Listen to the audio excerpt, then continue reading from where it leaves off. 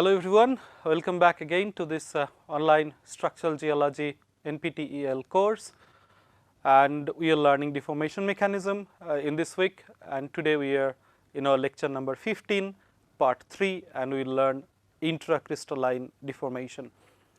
Before this lecture, at the very beginning of this week, we learned crystal defects. Then we learned cataclastic deformation, and today, particularly in this lecture, we will be using the concepts that we have learned from our first lecture of crystal defects. So, in this lecture, we will mostly cover intracrystalline plasticity, as I told a few seconds before. What we are going to do with this subject, we will very briefly go into this topic and introduce the different processes which are involved in this, and then we will slowly see the different governing laws for particularly dislocation glide and dislocation climb mechanisms. We learnt about these two terms in the first lecture. And finally, we will conclude this lecture with dynamic recrystallization, and in the next lecture we will learn about diffusion creep or diffusive mass transfer. So, here are some basics of intracrystalline plasticity.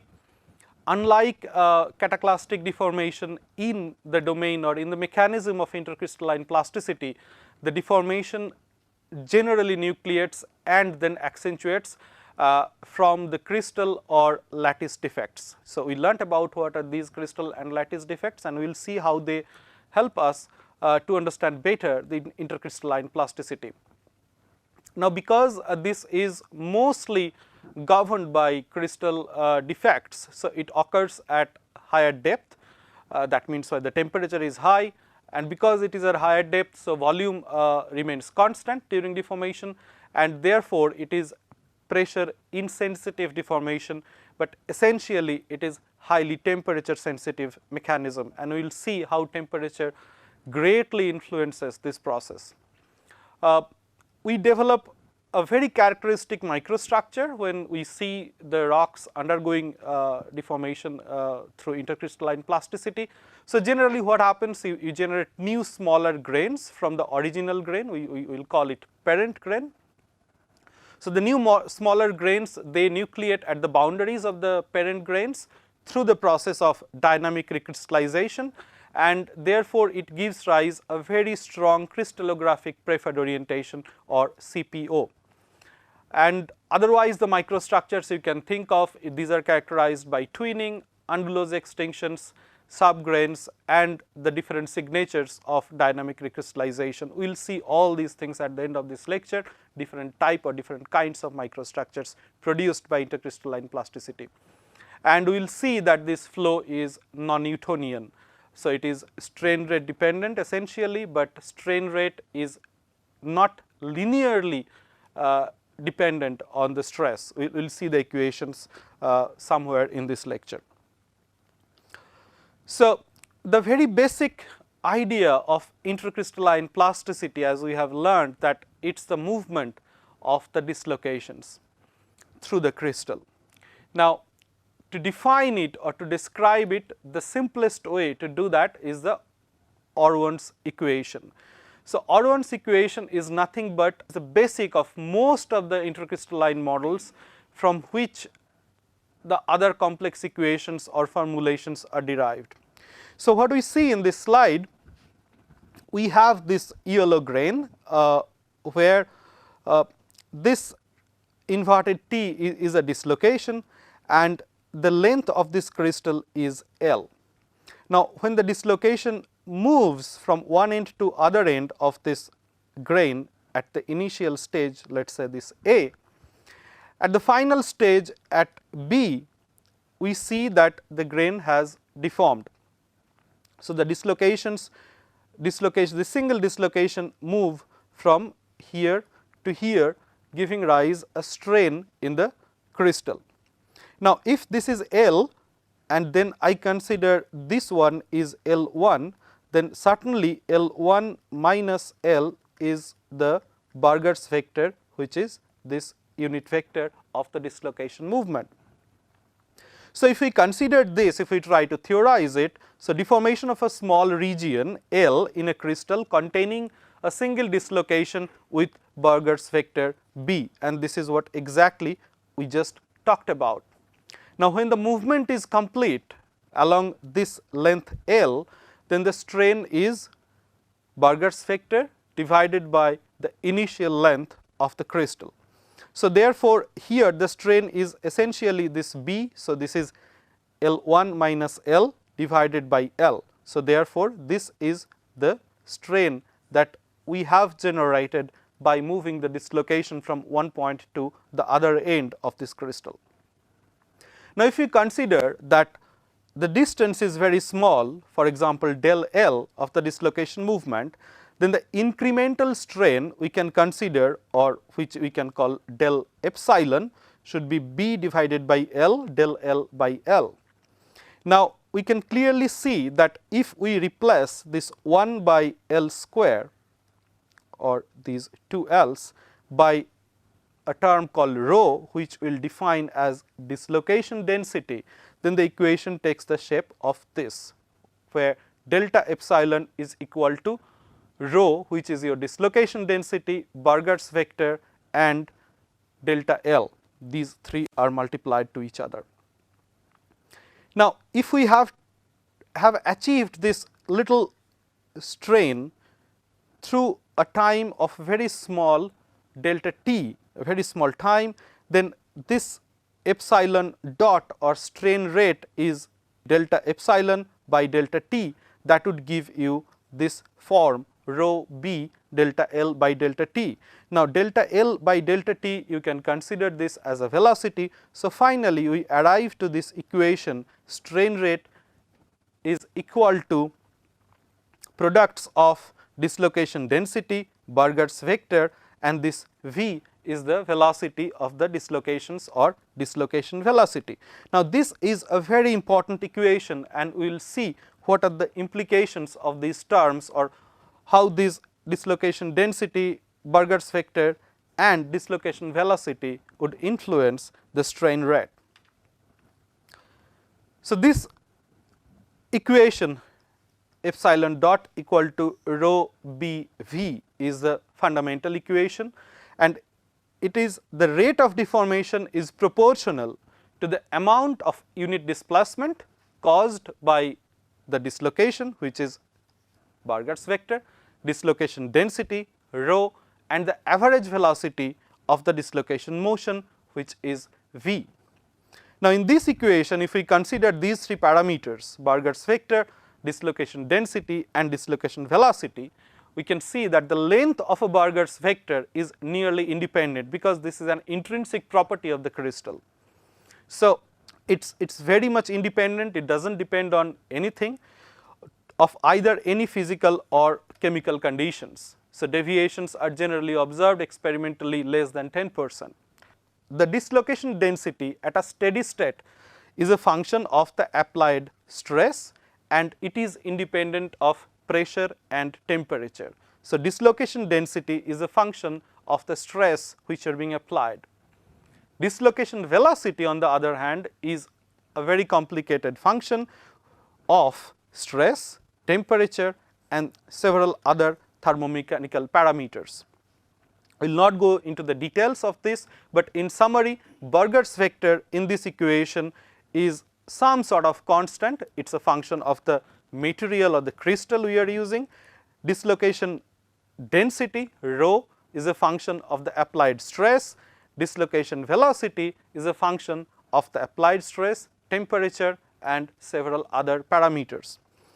Now, if we consider all these three, and if we have to achieve a strain in the system, then there is a competition between two processes, that how does a crystal or an aggregate of polycrystals accommodate strain within themselves. Now, this gives rise to two distinct mechanisms. One is work hardening or softening, and another is recovery. We will see what these are in the next slide. So, the flow models, if we talk about, or within the regime of the intercrystalline plasticity, where the crystals are deforming following intracrystalline plasticity. This is a competition, as I talked about, between work hardening and recovery. Now, what is work hardening?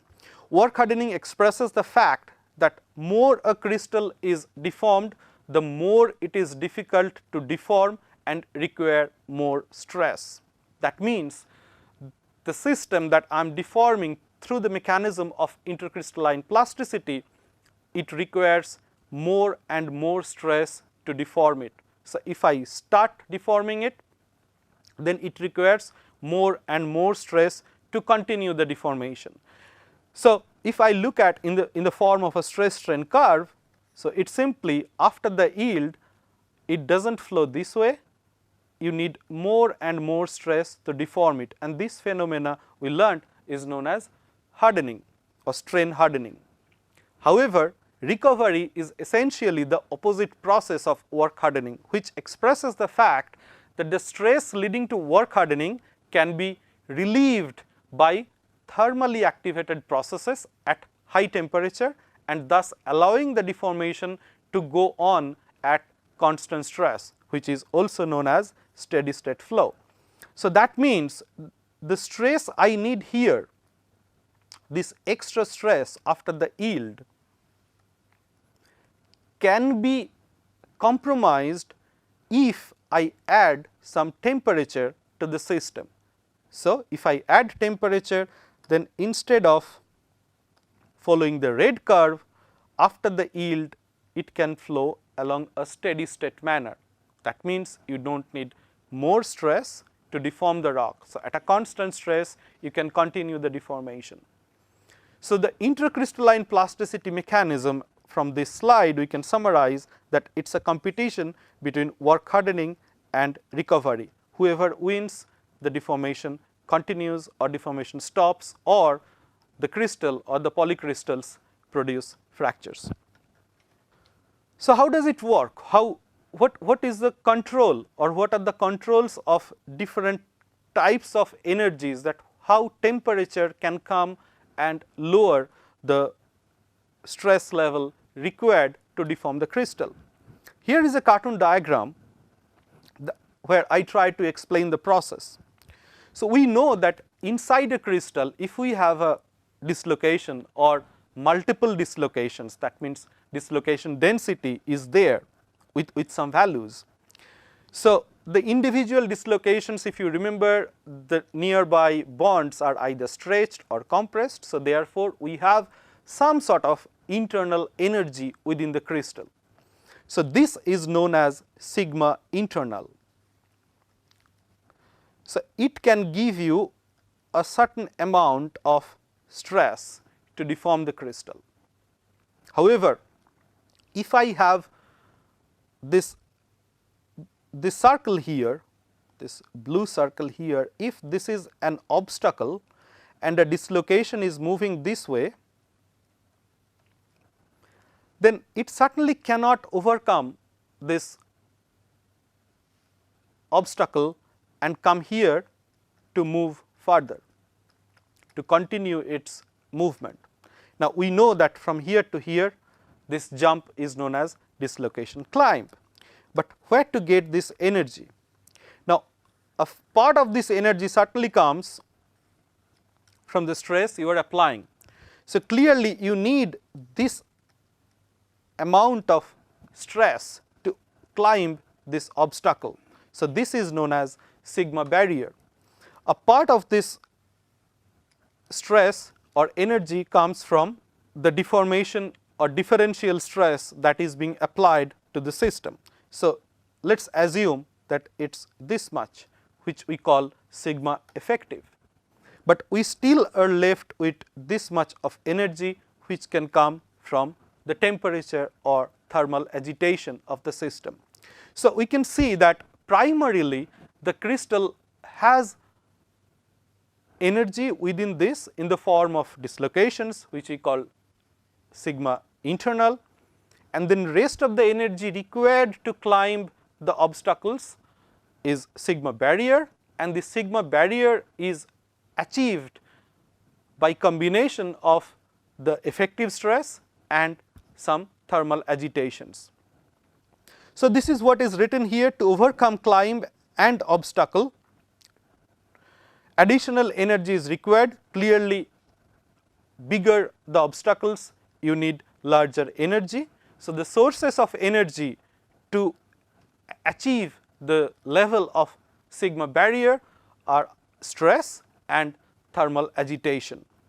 And here there are some definitions. Sigma internal is the measure of the stress associated with the presence of dislocations, as I have explained, and sigma effective is the stress to move the dislocations over obstacles without any thermal agitation. At least in this cartoon diagram, we see that sigma effective is not sufficient enough to overcome or to climb the obstacle and continue the motion of the dislocation. Now, in the next slide, we will see some different possibilities where this sigma internal, sigma effective and thermal agitations are competing each other to continue the movement of the dislocation. So, the first one, number A, the thermal agitation is 0.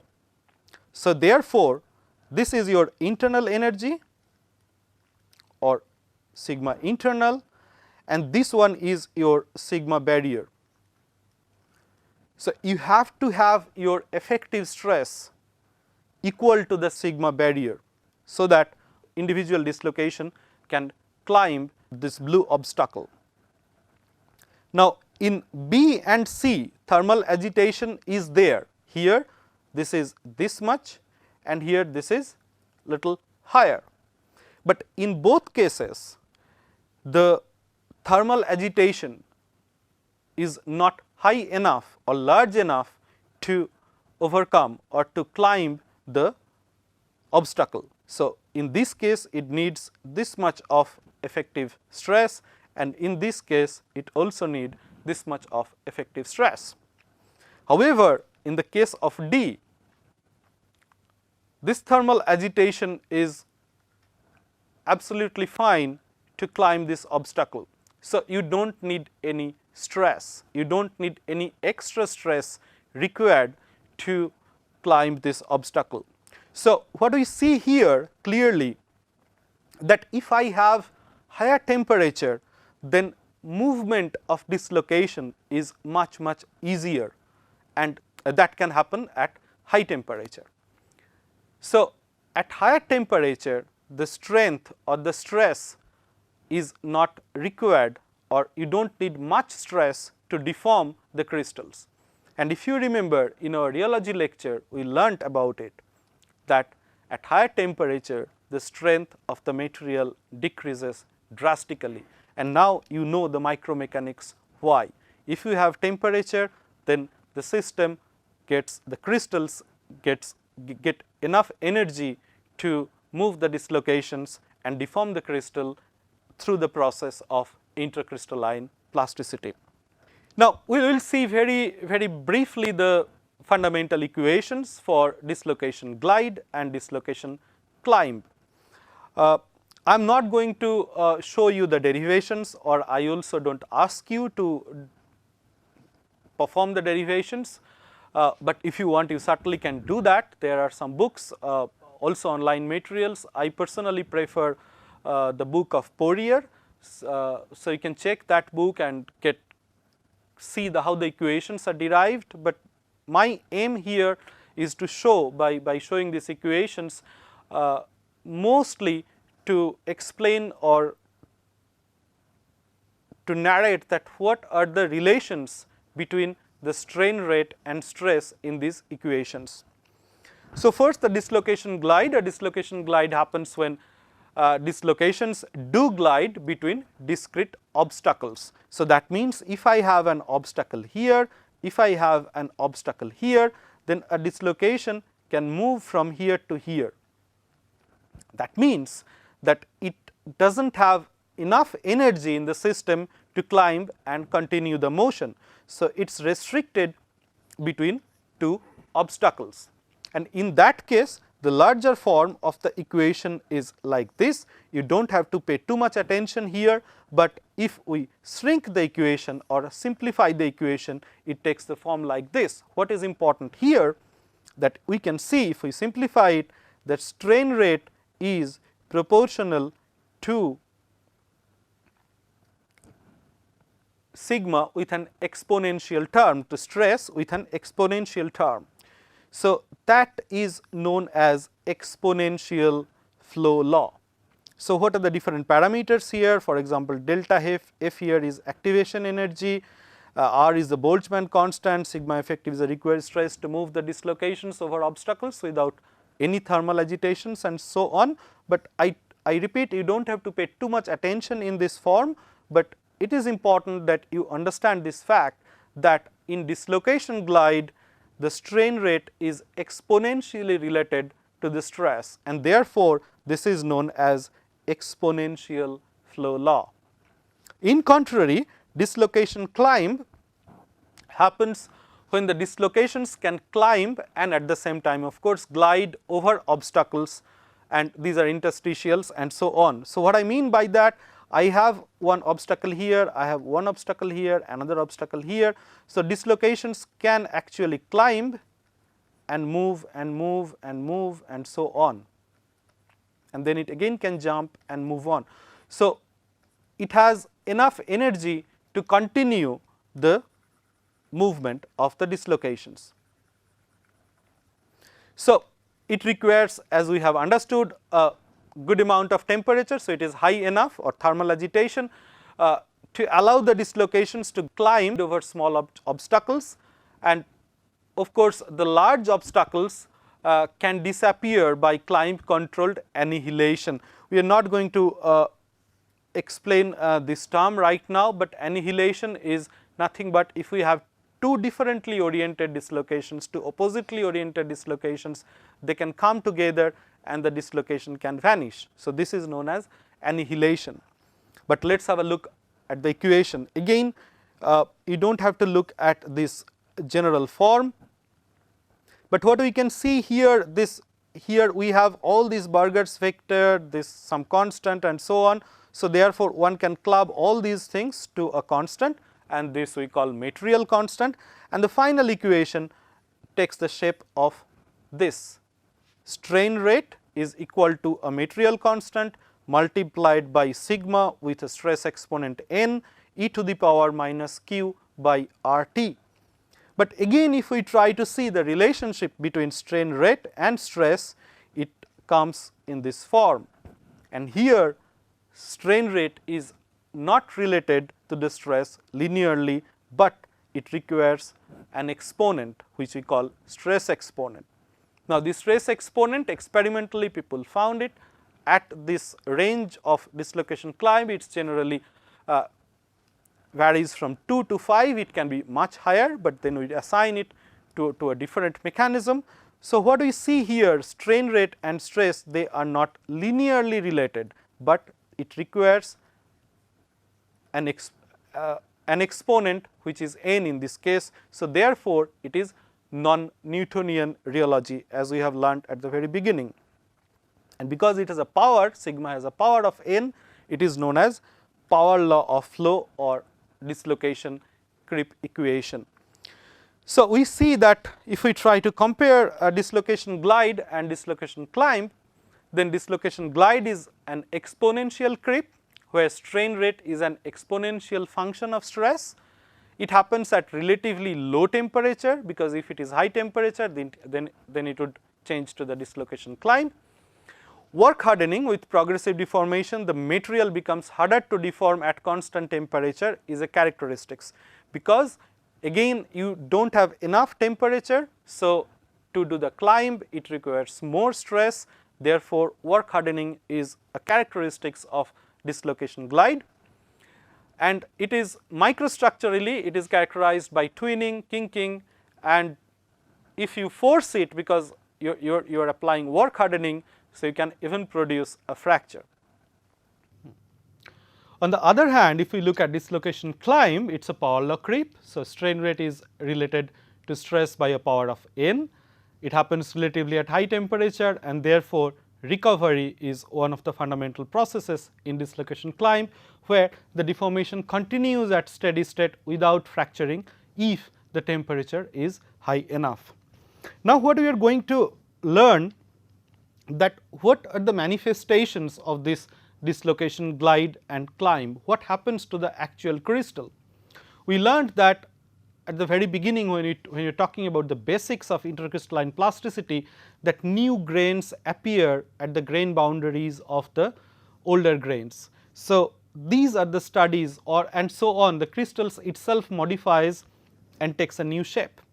Unlike the cataclastic deformation, they are not allowed to produce so called fractures within the domain of intercrystalline plasticity. So, we will learn how does it happen, and the process that takes care of the entire grain rearrangement within the domain of intercrystalline plasticity is known as recrystallization. So, recrystallization is a process in response to the added energy. So, these are high temperature and or deformation to the mono or polycrystalline aggregates. So, again it has to happen at high temperature, and you have to have some sort of deformation or not. If you have a deformation, it is something else. If you do not have deformation, it is again something else. So, during recrystallization, the minerals reform their internal arrangements by rearranging the grain boundaries in various ways. We will see those very soon. And why the crystals rearrange their grain boundaries? The essential aim is to stay at the lowest possible energy state. So, if you remember, the defects, dislocations, grain boundaries, etc., are the places where the energy stays, right. So, now if we have to define recrystallization, so what I talked about in these 3 points, these are just some sort of characteristics. But if we have to define recrystallization, it is not very straightforward, because it includes a combination of many processes and also influenced by several other, we will see them. So, in a very general way, if we have to define, we can say that recrystallization is a thermomechanical process where the overall microstructure of rocks is fully or partially rearranged and evolve to a new microstructure. So, I had one type of microstructures, and then I generate to another type of microstructure without producing fracture. If that happens, then I certainly have recrystallized my crystalline system. So, we can classify recrystallization in 2 basic ways. One is static recrystallization and another is dynamic recrystallization. Static recrystallization, if you have to understand, it is very simple. It happens with the only influence of temperature. The process is also known as annealing. That means it makes your grains strain free. So, anneal means making something strain free. In static recrystallization, the grain size generally increases and it is a relatively slow process. The dynamic recrystallization, on the other hand, when you have influences of both temperature and differential stress, that means deformation. In dynamic recrystallization, the grain size generally decreases, but there are some evidences where grain size have increased, and it is a faster process. There is also another subcategory of recrystallization other than static and dynamic recrystallization, and this is known as metadynamic recrystallization. So, after the dynamic recrystallization, if you have static recrystallization, then and then again if the cycle continues, so the what happens in between is known as metadynamic recrystallization. We are not going to that part right now. So, these are the characteristics of static recrystallization. As you can see, it is written here, the driving force is provided by the stored deformation energy. So, your sigma internal, that is primarily the large or long range elastic stresses associated with the dislocation and subgrain structures that was formed during plastic straining, and certainly number 2 is the elevated temperature. So, your internal energy and elevated temperature. Primary static recrystallization process, some sort of happens by the formation and motion of new high angle grain boundaries. Static recrystallization typically consists of equiaxed crystals. That means, the crystals are mostly of similar size. The microstructure is also characterized by triple junctions, and the grain size is relatively larger, and this is the grain growth is known as competitive grain coarsening. And at the mature state of static recrystallization, the grains are generally strain free. As I talked about, it is annealing, the process is called annealing. So, that is, you do not have any internal energy within the grain. So, you should not see, or very less, undulose extension, twinning and kinking and so on. Interestingly, the mechanical properties, the hardness, yield strength, etc., decreases slowly at the initial stages of static recrystallization, but when the crystals grow in a very large way, then these properties, this mechanical properties, they decrease very rapidly. So, here are some examples I will show you in couple of slides, the statically recrystallized minerals. What we see here in this image is a photomicrograph of dunite from North Carolina. And what we see here, as we talked about, you can see that this is a crossed polarized image. Internally the grains do not show any undulose extinction, the grains are more or less equant. You can see also very nice triple junctions, you go wherever you want, you see excellent triple junctions just come. So, these type of microstructures are classically known, or classical characteristics of static recrystallization. However, in this image you may see that the grains are slightly oriented, and this could be the initial deformation that the grains might have at the earliest stage. In the next slide, we have a fine grained marble, where the mineralogy is calcite ground mass of approximately 0.3 millimeter, and it has a patchy recrystallization. So, what we see here, that most of the grains are absolutely strain free. There are few grains like here or here. So, these 3 grains somewhere here, these grains are characterized, and these grains are characterized by twinning. But most of the grains, as you can see again, if I look at this domain, most of the grains are again equiaxed, more or less of equal size. You can also see nice triple junctions, and the grains are strain free, relatively strain free. So, these are the signatures of static recrystallization. However, as we are studying structural geology, we will not pay too much attention on something that did not develop without deformation. So, let us focus on something that could happen with deformation, and this is, we learnt, dynamic recrystallization. So, here again there are some basics, the text is written here. Dynamic recrystallization is the formation and motion of new low and high angle grain boundaries during deformation at elevated temperature. So, you can now guess, as we have discussed, that it requires deformation, temperature, and essentially internal energy of the crystals. So, unlike static recrystallization, you have added deformation to the dynamic recrystallization. At the initial stage of dynamic recrystallization, the grain size slightly increases to a certain deformation threshold, but after that the nucleation occurs and the new grains grow to a typical size, which further modifies with continued deformation, and this is something very interesting for dynamic recrystallization. We will see this with some images. The mechanical parameters, if we think of, then particularly elasticity is higher in a dynamically recrystallized polycrystals, and the microstructures are characterized by subgrains, bulging, small grains at the periphery of the larger grains, and of course serrated grain boundaries. Now, we will learn about all these things, the subgrain, bulging, small grains at the periphery of the large grains and serrated grain boundaries in the following slides. We have learned that grain boundaries do move from one place to another place to accommodate the deformation in dynamic recrystallization.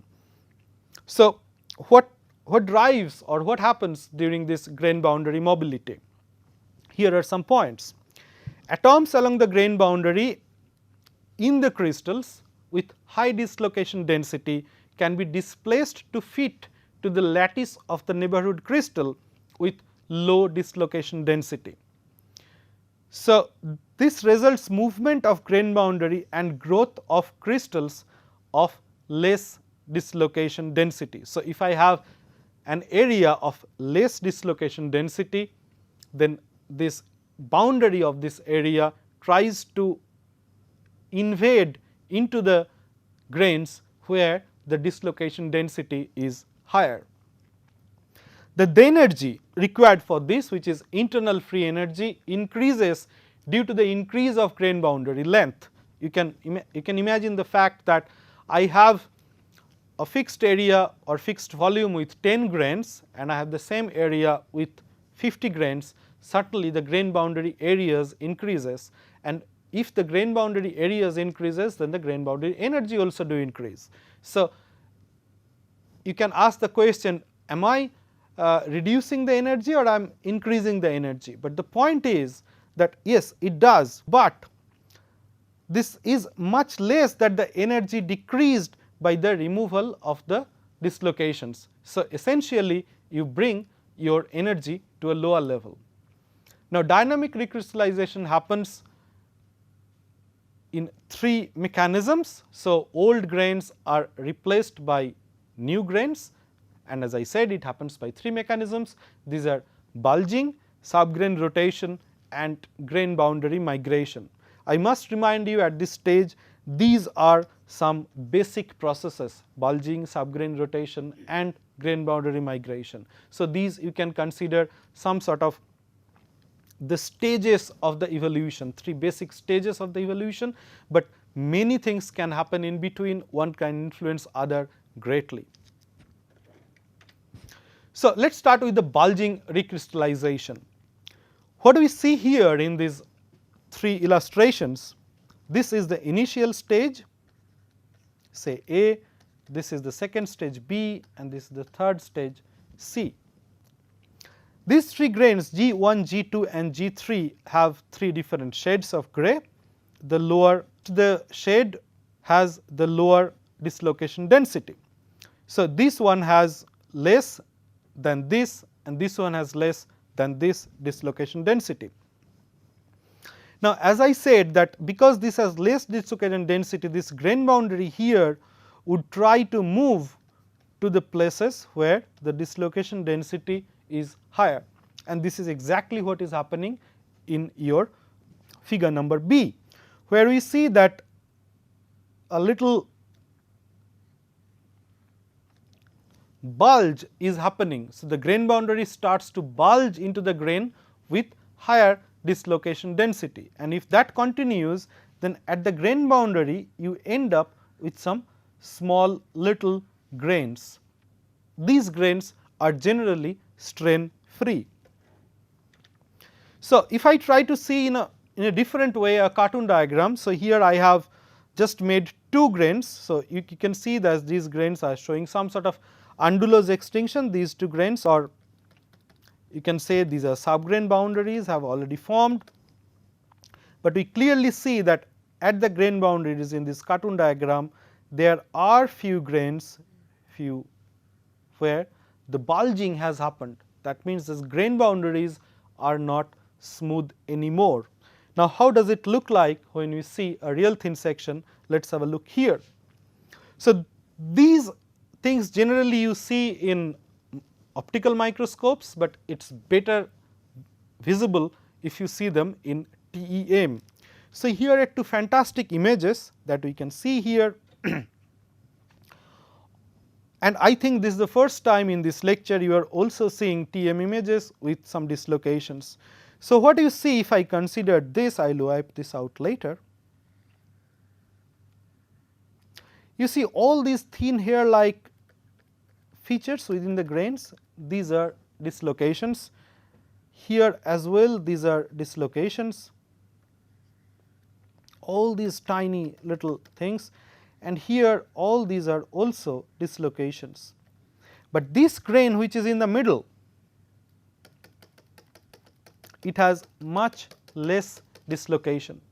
So, now you can see that a grain with less dislocation density is surrounded by 3 grains with higher dislocation density, and interestingly you see that some sort of bulging has happened here, where this grain with low dislocation density tried to bulge or invade within the grain where dislocation density much higher.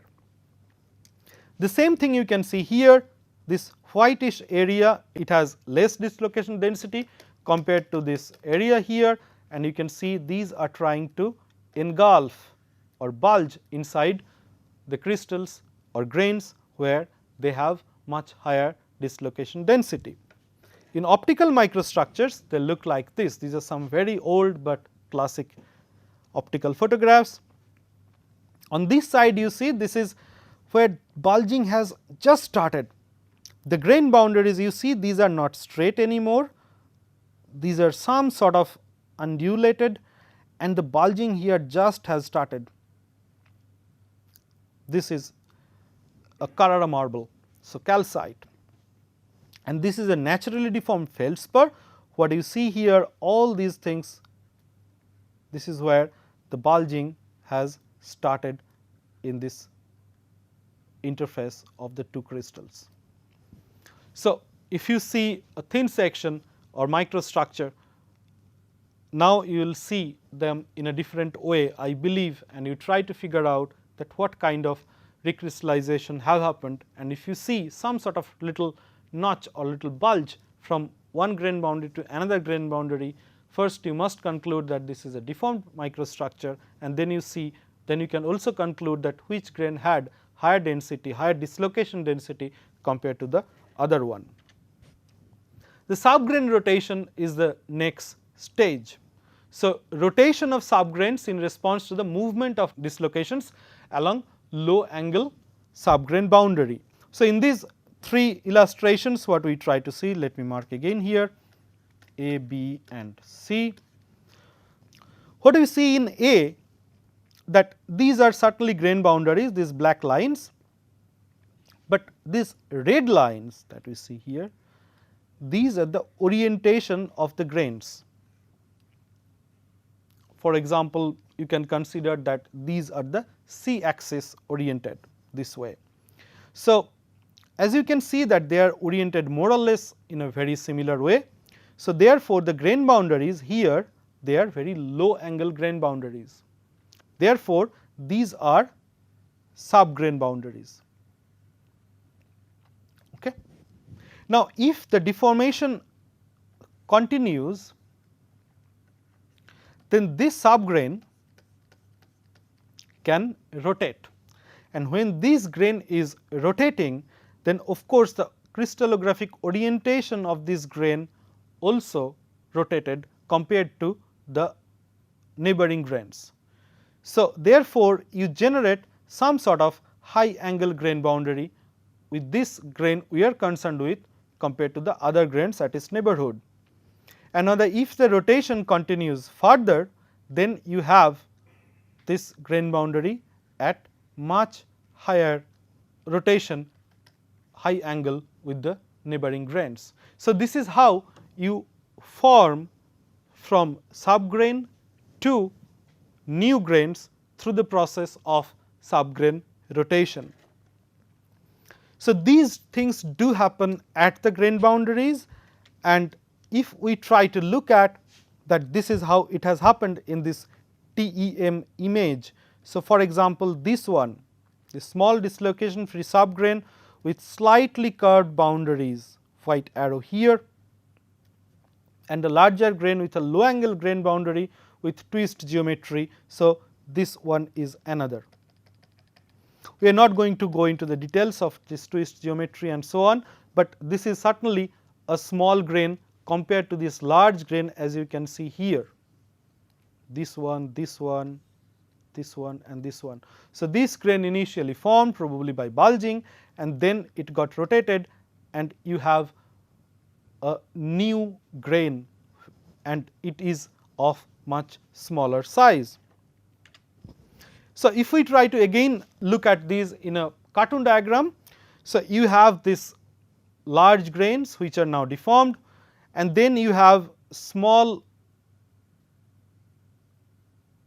grains all over along this. These are sub grains, and this got rotated and started forming new grain. The overall this microstructure, when you have a large grain which is surrounded by very small dynamically recrystallized small sub grains, this is known as necklace structure. So, this is the name of this type of microstructure, and also the original grain is known as parent grain, and the new grains are known as daughter grains. Now, this is a fantastic microstructure of subgrain rotation. So, this is a deformed quartz, and you can see this entire quartz grain, it is also not very flat in terms of color, it has also some sort of color variation, therefore, some sort of internal energy, but interestingly you see that the outer rim of this large quartz grain is characterized by many small grains, and these are sub grains. They will continue rotating and then they will form new grains. And if we look at in a different scale, this is a fantastic necklace microstructure. So, these are the large deformed stretched quartz grains, these are parent grains, and all these tiny things decorated at the boundary of the parent grains here, here and so on, these are daughter grains.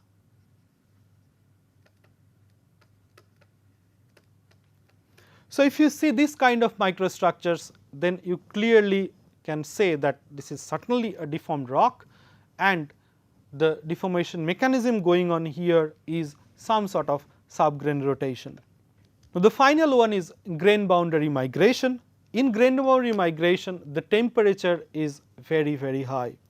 So, this is one of the essential parameters. So, the temperature is so high that the grain boundaries become very much mobile. So, you have a subgrain boundary, it can flow in any direction, and therefore, you produce grain boundaries like this amoeboidal shape, or the grain boundary is known as serrated grain boundary. And at the same time, you have the subgrain rotation and formation of new grains and so on, these things to occur. I am not explaining all these things in detail, but trying to give you an idea that how to identify this type of microstructures when you look at your rock under microscope. And particularly if you see this kind of features, at least you can classify or separate out that yes, this is a deformed grain, the grains are deformed by intercrystalline plasticity or the rock as a whole, and these are the stages of the dynamic recrystallization. So, here there is an example. So, you can see this is a feldspar grain, these are again the parent grain, this large grain. So, this entire rock is some sort of anorthosite, this is again a large, but the ground mass, entire ground mass is characterized by number of small dynamically recrystallized crystals, and if you can look at their grain boundaries are highly serrated, mobile, and that must have happened at high temperature. And here is also an example of large equant recrystallized quartz. And what you can see that in few places these grain boundaries are also little random and so on. So, these are the signatures of grain boundary migration here, here and other places. And you can also see some mica grains which are defining a very weak foliation. So, with respect to the stress strain curve, we have seen this illustration before. If we try to see this, that you have your starting microstructure, you start deforming it, you achieve your yield stress somewhere here. So, where you start moving your dislocations inside the crystal. Now, then it requires a significant number of stress hardening, right. So, this is where is your yield strength, and then a hardening is required during the bulging process. But when you start forming subgrain rotation, the new small grains come, the strain softening is the process, and after that it achieves a steady state manner of flow. So, this is how in general you can idealize also that where this is a very general illustrations, the actual curve may be little complicated or different, but this curve is very simple and standard, where at different segments of this curve different kind of dynamic recrystallization do happen within the domain of intracrystalline plasticity. Now, we are done with this lecture with the intracrystalline plasticity. In the next lecture, we will learn about, or we will learn in detail or talk about the mechanisms of diffusion creep and diffusive mass transfer. Thank you.